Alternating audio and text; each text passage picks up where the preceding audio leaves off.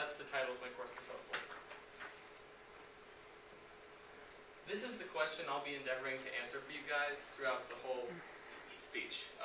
As you guys all know, it's a persuasive speech, and I'm going to be showing you why you should choose my proposal over everyone else. As Preston outlined at the beginning of his speech, that's the purpose of these. My argument has 3 points to it, which after our smooth transition, there we go, I believe my proposal is simple, practical, and it legitimizes itself. I'm going to be taking you through each one and outlining the games that prove these points during each subset.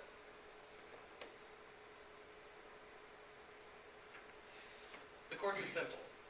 One professor can do all the work and grading of all the games and activities outlined within the course. It can be accentuated by having outside resources such as a career center or other interested parties, companies to assist you to farm out work for students, but it can all feasibly be accomplished by one professor. Group work isn't mandatory. A professor can incorporate it if they wish, but there is group work that requires no groups being formed within the class. I know that while I've found the group work we've done in this course enjoyable, there is a lot of time lost inevitably when we all have to group together and talk just because groups work at different rates. It's not a crime of anybody in the group or Dr. Atkins for making us do group work. It's just inevitable that there will be loss of time when everybody has to get organized and set up within a microcosm during class. And there's also an element I'm calling collaborative competition. Some students are motivated by competition. Preston, obviously, very is. Some students aren't. The difficulty in designing a course is that you have to make room for everybody's different methodologies of learning when you set out to do it. And I attempted to do that in mine by making it highly customizable, even within the individual assignments itself. Every day, or we've done this several times throughout the course, we've taken sporable quizzes at the beginning of each lecture. It takes 2 to 5 minutes.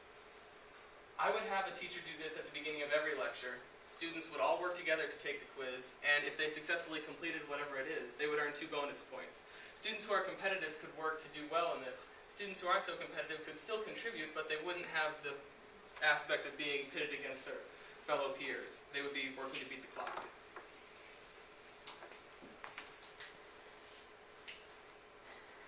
It's practical. Dr. Atkins mentioned this in our preliminary group meeting, and I can't recall if he mentioned it in class or not, but either way, I'll inform you. He considered having students write press releases for the Doll Art Center.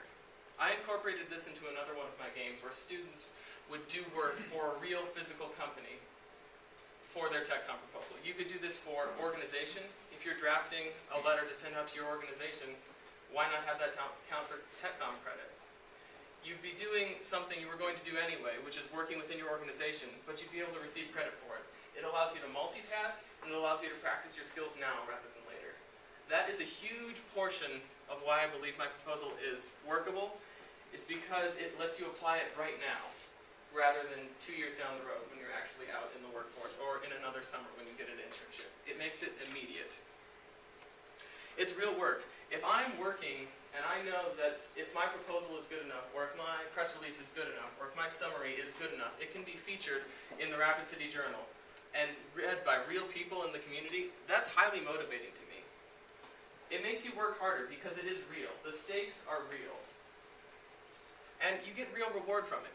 You could put that on your resume. I have written press releases for the Doll Art Center. I have been featured in the Rapid City Journal. My story was picked up by the Associated Press and over 100,000 people saw it. The potential is there. The reward is there. The professor doesn't need to provide it because it's already present.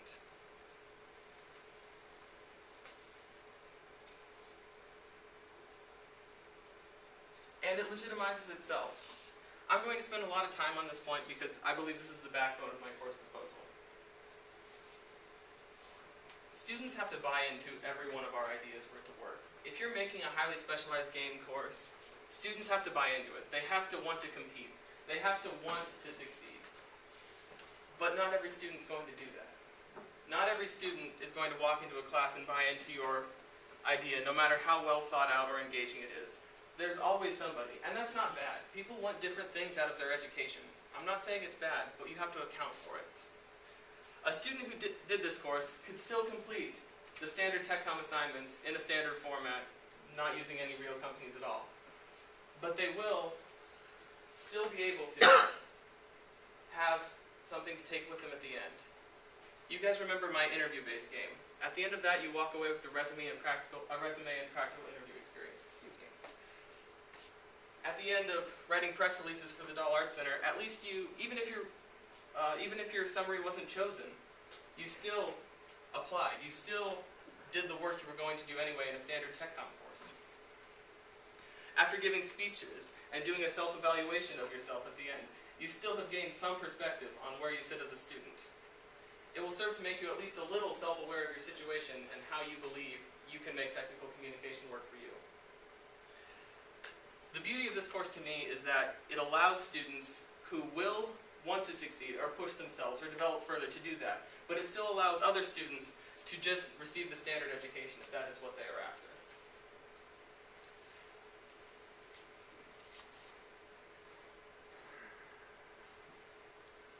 I believe I've answered this question.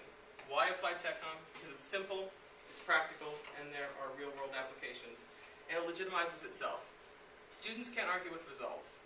If you walk into the class and all you walk out with at the end is having completed assignments, you also have a resume. That's a physical thing you can hold in your hand and show to an employer and go out on your job search with. Students can argue with your methodology. They can disagree with the fact that games make education more exciting.